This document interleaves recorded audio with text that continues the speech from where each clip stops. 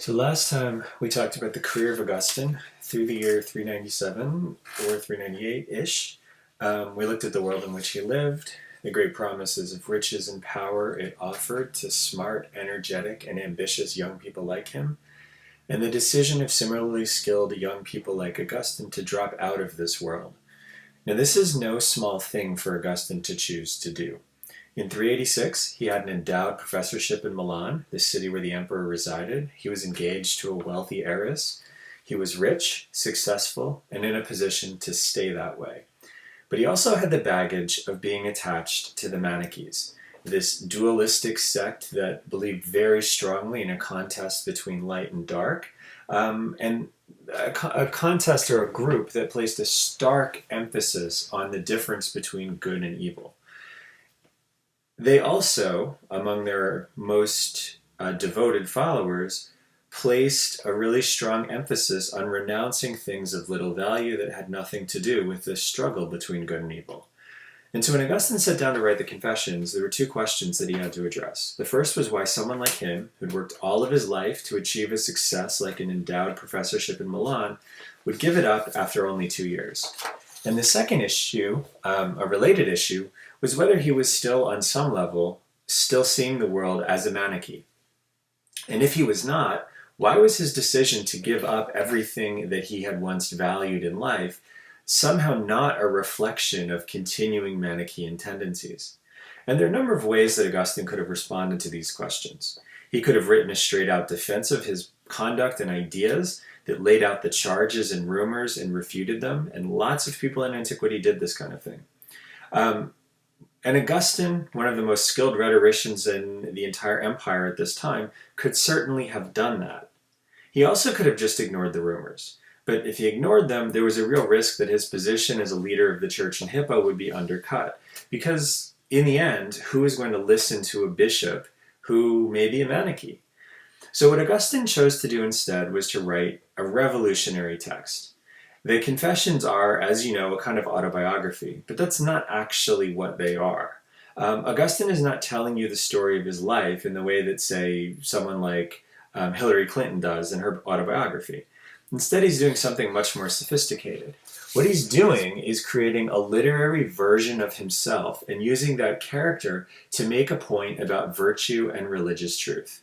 So the Augustine in the Confessions is not the real Augustine. It's not a fully developed or nuanced portrait of him as a person.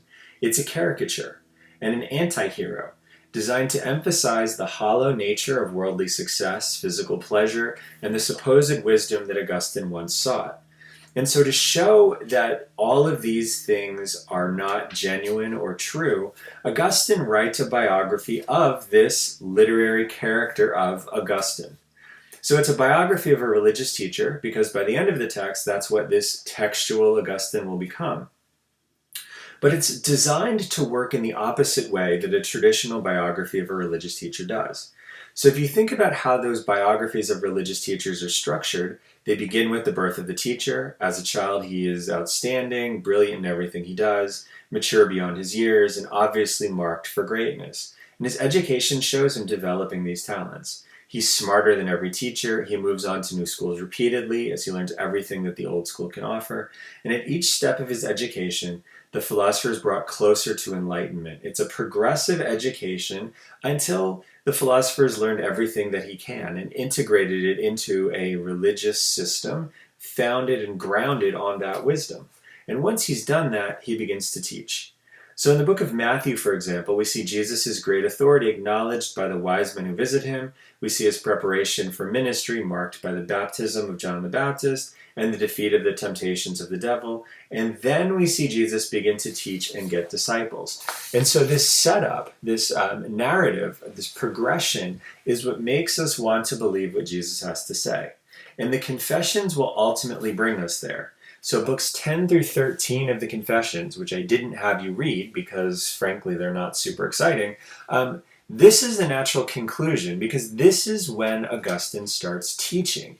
And he starts teaching Bible at the very beginning. Books 10 through 13 are Augustine teaching you how to read the book of Genesis. And so by the end of the Confessions, Augustine has given the character Augustine of the Confessions the authority of a great religious teacher.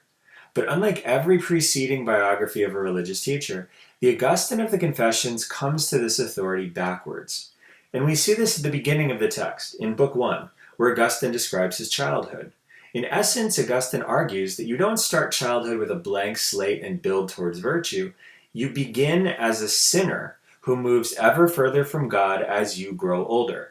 And so the infant's innocence lies in the weakness of his body, but not in the infant mind, because the infant mind is volitional.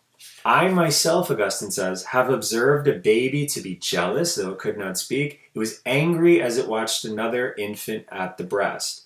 So what Augustine is saying is you may be weak as an infant, you may not even be able to move, but your mind is there, your soul is there, and already you're beginning to sin. And this, of course, foreshadows what Augustine will describe, a personal and intellectual journey in which the literary character of Augustine in the Confessions achieves ever greater worldly success that leads him ever further from God. So from the early childhood described in Book 1, Augustine then moves on quickly to his schooling, and he tells us about his achievements as a young student.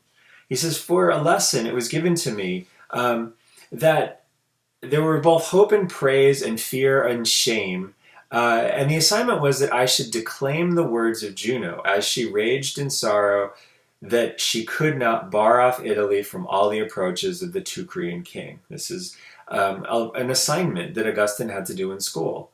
And the assignment, Augustine says, was related to the Aeneid. And it involved taking a passage from the Aeneid and understanding its implications and then elaborating upon it.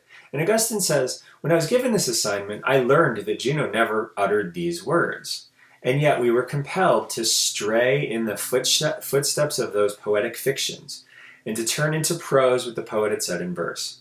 In the declamation, the boy won the most applause who most strikingly reproduced the passions of anger and sorrow according to the character of the persons presented and who clothed it all in the most suitable language. And so what Augustine is saying is this exercise required you to take the words that Juno never said and turn them into a speech in which you explained and reproduced the passions and anger and sorrow and emotions of the character who never existed and her words that never were spoken. It's an exercise in powerful deception. And Augustine says that the person who gets the most praise is the person who best makes that deception believable. And this craving for praise, Augustine says, absolutely infected me. He says that he craved it. He sought it. I was applauded by those whom I thought it in my whole duty to please, for I didn't perceive the gulf of infamy wherein I was cast away from God's eyes. So what Augustine says is, at this point, what he's beginning to do is he's learning more and more about the great feeling of reward and excitement that comes along from doing these things well.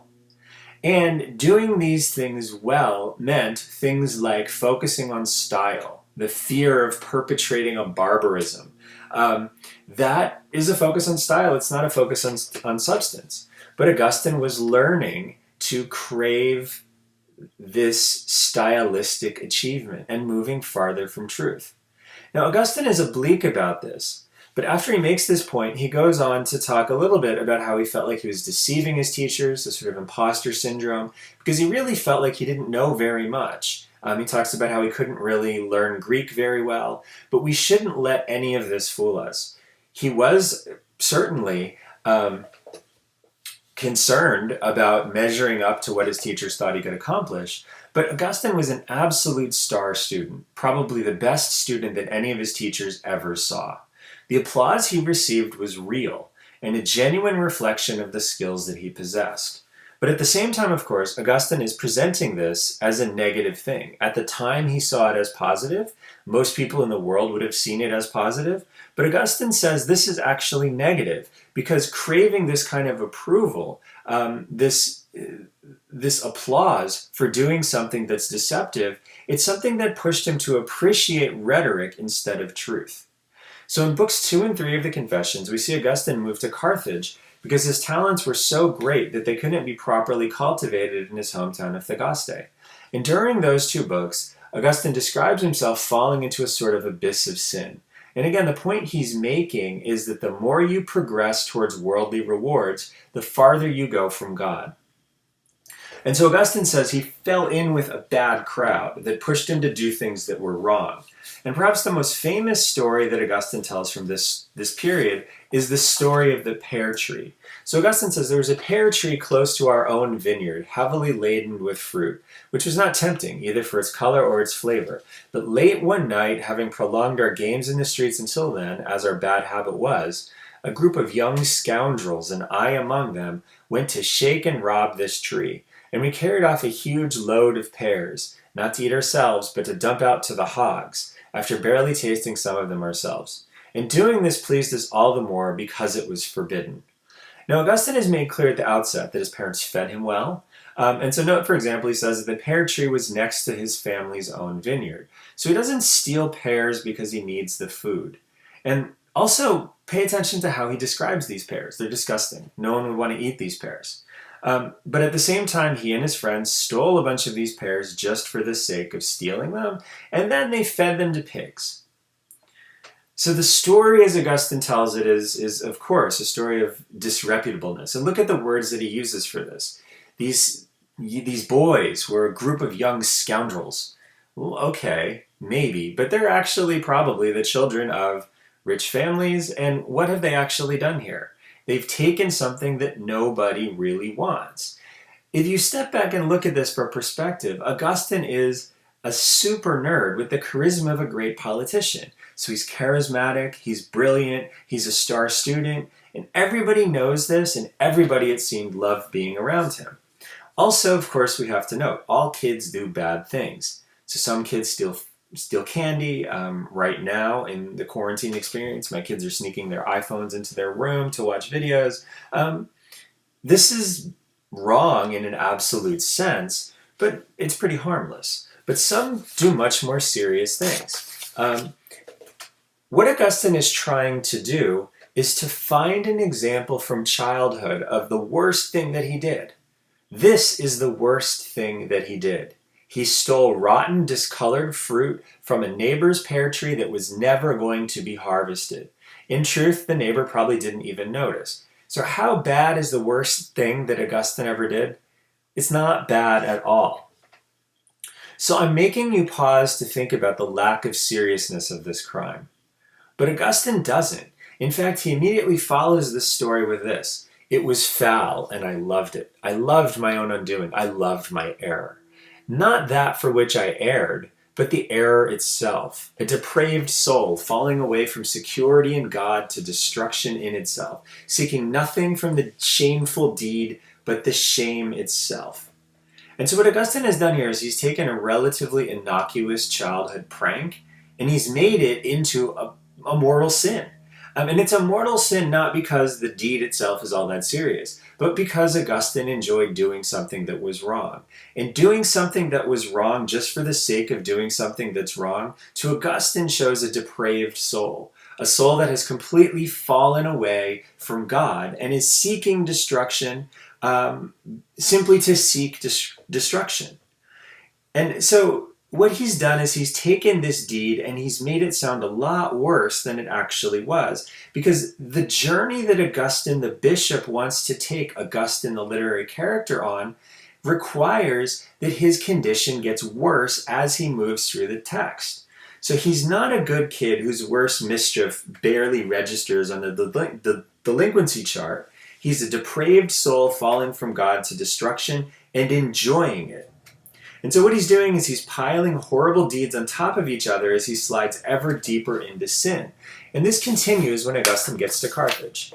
He describes his arrival in Carthage as unleashing a flood of even worse desires than that which led to the stealing of pears. So he says, I came to Carthage, where a cauldron of unholy loves was seething and bubbling all around me. I was not in love as yet, but I was in love with love. and from a hidden hunger. I hated myself for not feeling more intensely a sense of hunger. I was looking for something to love, for I was in love with loving, and I hated security in a smooth way, free from snares. Within me I had a dearth of that inner food which is you, my God, although that lack caused me no hunger. And so here again we see the rhetorician cast something that's completely unremarkable into something that sounds terrible. Augustine was 17 when he got to Carthage. He probably made the trip with a household slave, and his mother seems to have been around him at least somewhat during that time. But basically, he's a teenager out on his own for the first time in a big city, and he wanted to have fun. But again, he completely overstates how much fun he's having. If you look at this, it sounds like he's kind of in Led Zeppelin or something. You know, like running around in the era of sex, drugs, and rock and roll, an endless stream of parties and craziness. But then he actually tells you what's actually happening. This sort of bubbling and seething viciousness that's coming down upon him in Carthage, it mainly involved him going to the theater and meeting a woman who in the Confessions he calls his mistress. Now in the modern world, we would call this mistress his common law wife. He meets this woman when he's 17, and he stays with her until he's 30. They have a son together, and Augustine likely would have married her if they'd been of the same social station. But then when he breaks up with her because he has to get engaged to the 12-year-old heiress, this woman, this mistress, this person with whom he has such horrible, vicious, carnal relations, becomes a nun. And so this is not, as Augustine describes, lust-fueled debauchery. It's monogamy. But that doesn't really fit with the picture that Augustine wants us to see. Instead, according to the Confessions, Augustine's time in Carthage is full of the devotion to sex and sexual pleasures. And while Augustine's body is dragging him down into sin, his mind is not faring much better. So Augustine describes a process through which his love of rhetoric comes to blind him to truth. We already saw the beginnings of this in Book 1, but in Book 3 the consequences become really pronounced.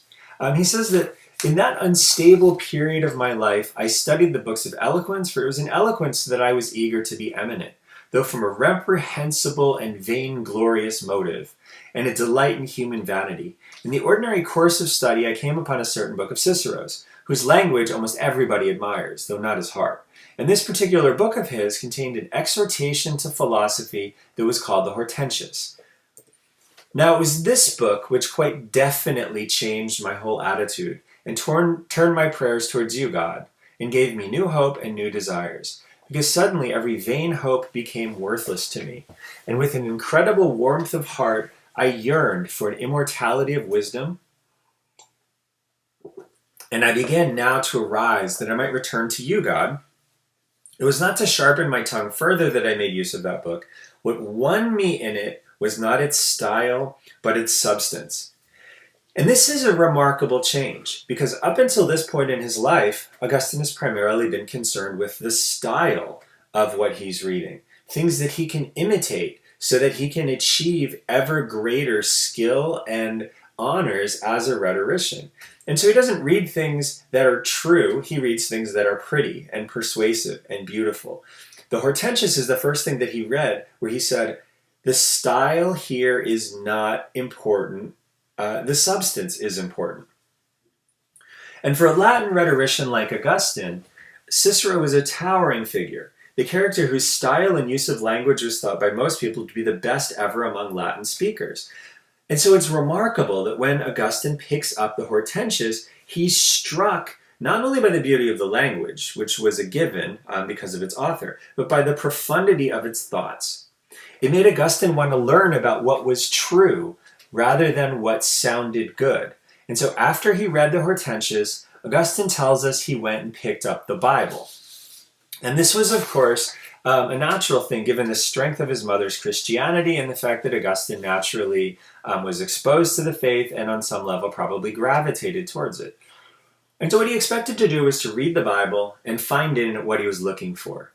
The truth that Cicero's Hortensius had so beautifully asked him to find. And instead, what Augustine found was a train wreck. When I turned towards the scriptures, they appeared to me to be quite unworthy to be compared with the dignity of Cicero. For my inflated pride was repelled by their style, nor could the sharpness of my wit penetrate their inner meaning. Truly, they were of a sort to aid the growth of children, But I scorned to be a child, and swollen with pride I looked upon myself as fully grown. And so Cicero had called upon Augustine to search for truth. But Augustine still thought that the truth needed to be expressed in beautiful language, like Cicero had done in the Hortensias. And the Latin Bible of the 370s was clumsy. It didn't read well, and the language in it seemed really crude. And so the rhetorician in Augustine could not believe that such a thing could have any truth in it. The Bible looked just too rough to be inspired. And so, Augustine says, he gravitated towards Manichaeism. And I fell in among men, delirious in their pride, carnal and voluble, whose mouths were the snares of the devil, a trap made out of a mixture of the syllables of God's name and the names of our Lord Jesus Christ and the Paraclete. These names were never out of their mouths, but only as sound and clatter of tongues, for their heart was empty of truth. Now what Augustine says is the difference between the Bible and the Manichaeans was style. Manichaean teachers spoke clearly, convincingly, and beautifully about the religious truth that they promised. And to the young Augustine, this seemed much more inspired than the nests that he found in the language of the Bible. So according to the Confessions, the young Augustine wouldn't believe that truth could be expressed in anything but beautiful language. To the adult Augustine, when the embrace of Manichaeism was combined with his lustful behavior, it meant that his soul had fallen as far from God as was possible. What's interesting, though, is that once Augustine embraces Manichaeism, the Confession speeds up remarkably. So Book 2 covers about 2 years of time. Book 3, the discussion of his time in Carthage, covered 2 or 3 years. Book 4, which is the time Augustine was a Manichae, covers an entire decade. And it has much less detail than the other books, and it moves much faster. But when we reach Book 5, things slow down again. Book 5 basically covers the events of the year 383. And at its center is the interaction between Augustine and the Manichaean teacher Faustus.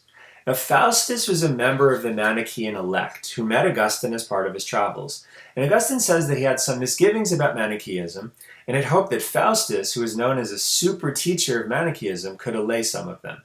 Instead, what Augustine learned was that Faustus's reputation came from a great skill in framing sophisticated and beautiful arguments, but there was no substance beneath those arguments. Augustine says, that eagerness, therefore, with which I had so long awaited Faustus, was in truth delighted with his action and feeling in a disputation, and with the fluent and apt words with which he clothed his ideas. I was delighted, therefore, and I joined with others, and even exceeded them in exalting and praising him. Yet it was a source of annoyance to me that in his lecture room I wasn't allowed to raise any questions in a familiar exchange of discussion with him. And so as soon as I found an opportunity for this discussion and gained his ear at a time when it was not inconvenient for him to enter into a discussion with me and my friends, I laid before him some of my questions and doubts about Manichaeism. And I discovered at once that he knew nothing of the liberal arts except grammar, and that only in an ordinary way. He'd read some of Cicero's orations, a few books of Seneca, and some of the poets, and such few books of his own sect as were written in good Latin. And with this meager learning and his daily practice in speaking, he'd acquired a sort of eloquence which proved the more delightful and enticing because it was under the direction of a ready wit and a sort of native grace. What Augustine is saying here is that he had believed that Manichaeism was truth. But when he found the supreme Manichaean teacher, Faustus, what he realized was Faustus was simply a very accomplished rhetorician. A rhetorician who blended the best techniques and tools available to Latin rhetoricians around the world with Manichaean teaching. And so he was very, very good at framing this in a persuasive way. But there was no more truth to what he was saying than the things that Augustine had read in, say, the Aeneid.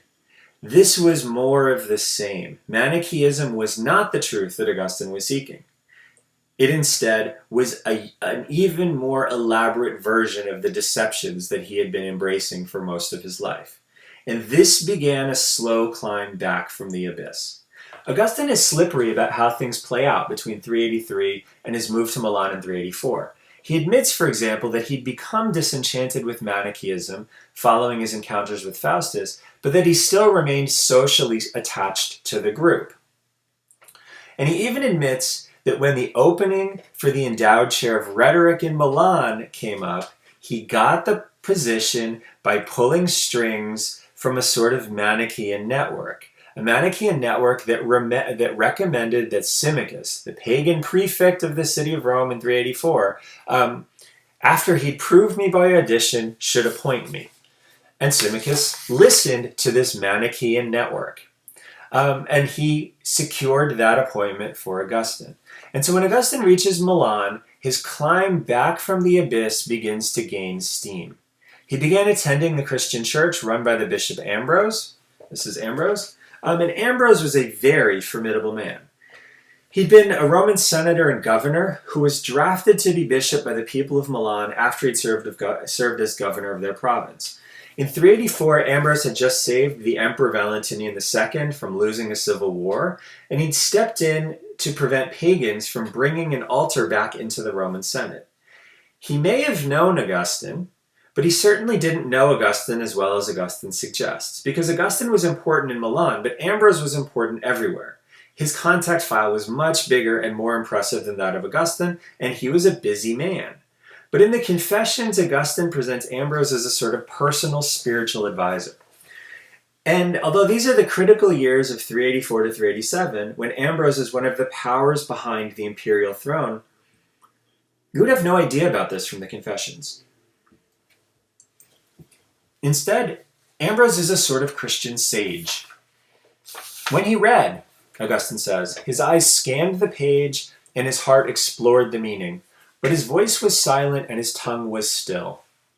All could approach him freely, and it was not unusual for visitors to be announced, so that often, when we came to see him, we found him reading like this in silence, for he never read aloud. We would sit there quietly, for no one had the nerve to disturb him when he was so engrossed in study. This doesn't really sound remarkable to us, but Augustine is telling us this because in antiquity there is a very different way of reading. When people read in antiquity, they read aloud. And the reason for this is clear. Reading a text allows you to understand the power of the language within that text. And authors, when they wrote, were writing so that you could understand the power and sound and flow of their words. They were reading to appreciate the sort of deceptive beauty and brilliance of rhetoric that Augustine for his entire life had embraced. And so when Augustine is telling you that Ambrose reads silently, what Augustine is telling you is Ambrose reads for truth. This isn't about performing the text. It's not about trying to understand the power of its rhetoric. It's not about trying to understand the beauty of its language. It's about trying to understand the depth and nuance of its meaning. This is a way to read for truth, not for rhetorical power. No one usually read silently. And some of this is, of course, functional. This is what a page of a book looks like. And what you see when you look at this is to read this, you have to read it aloud. You have to sound out the words. And it's the only way in which this kind of writing can be understood. There are no word breaks. There's no punctuation. Reading something like this silently is hard. You have to read it aloud so you can actually break the words apart. But there are pitfalls to reading this way when you're seeking truth. Remember Faustus, who's all pretty sounding words and no content. What Ambrose is doing is the opposite. Ambrose is all about understanding the meaning of a text, and he could care nothing at all about how it sounds. Because what matters for Ambrose is the meaning of the text. And Augustine's encounters with Ambrose then led him back on a path from the abyss. Though he would still struggle with how to adopt Christianity, Ambrose's example pointed him towards this end. He began to understand that it had nothing to do with the sound of the Gospels. What really mattered was the content and truth contained within them. And so the crucial moment in Augustine's progression out of the abyss and towards Christian truth comes in Book 8. with Augustine sort of stressing about how to move forward, how to get to this truth, he was saying these things and weeping in the most bitter contrition of my heart, when suddenly I heard the voice of a boy or a girl, I don't know which, coming from a neighboring house, chanting over and over again, "Pick it up, read it, pick it up, read it." And so I got to my feet, for I could not but think that this was a divine command to open the Bible and read the first passage I should light upon. And so I picked up the Bible, I opened it, and in silence I read the paragraph on which my eyes first fell. Not in rioting and drunkenness, not in chambering and wantonness, not in strife and envying, but put on the Lord Jesus Christ and make no provision for the flesh to fulfill the lusts thereof. And I wanted to read no further. I didn't need to. For instantly, as the sentence ended, there was infused in my heart something like the light of full certainty, and the gloom of doubt vanished away. Silent reading. Silent reading of the Bible finally allowed Augustine to understand the depth of its truth. Now, Augustine has climbed all the way back from the abyss, and he's done it through the words of the Bible that he once thought were so crude and useless. But now he's realized it's not about the sound, it's about the content. And so in Book 9, we have Augustine's baptism by Ambrose. As in the Gospels of Matthew, so too in the Confessions does this baptism mark Augustine as ready to teach. And then books 10 through 13 contain a really long and boring exposition on the meaning of the book of Genesis, which you can read if you want, but that's by design, because the Confessions have prepared you to listen. By the end of Book 9, you cannot help but believe that Augustine has abandoned worldly success for a good reason. You can understand the embrace of Manichaeism and can also accept that Augustine has moved beyond Manichaeism. And Augustine has made clear that this was all done through the grace of the Christian God. And so according to the Confessions, God has chosen Augustine to do this teaching. And as a result, you should listen to him. So to conclude, it's important to see that the Confessions manages to accomplish exactly what every other biography of a great religious teacher does. It sets you up so you are ready to listen to the teachings of that teacher. All of these biographies make the case that the person being described was given unique gifts by God or the gods, and their teaching is important because of these gifts. But the Confession shows this in a unique way. It describes how God let Augustine wander away from truth for years, and then gave him the tools to come back and find Christian truth at a later time. This would prove to be revolutionary, and not coincidentally, it's an incredibly powerful way for Augustine to firmly establish his own authority as a Christian teacher despite his questionable past. But it also offers a model for others. What Augustine is saying here is, no matter where you are in the world, no matter what your standing or your status, reading the Bible for truth, finding truth in it, can lead you back to that Christian truth. And so this is, on one level, a defense of Augustine and an explanation of his choices and his progress, and an assertion of his authority. But on another level, it's also a model. And what Augustine is giving you here is a kind of anti-hero who's redeemed through the Bible and through God. And this is the message he wants you to take away from the text.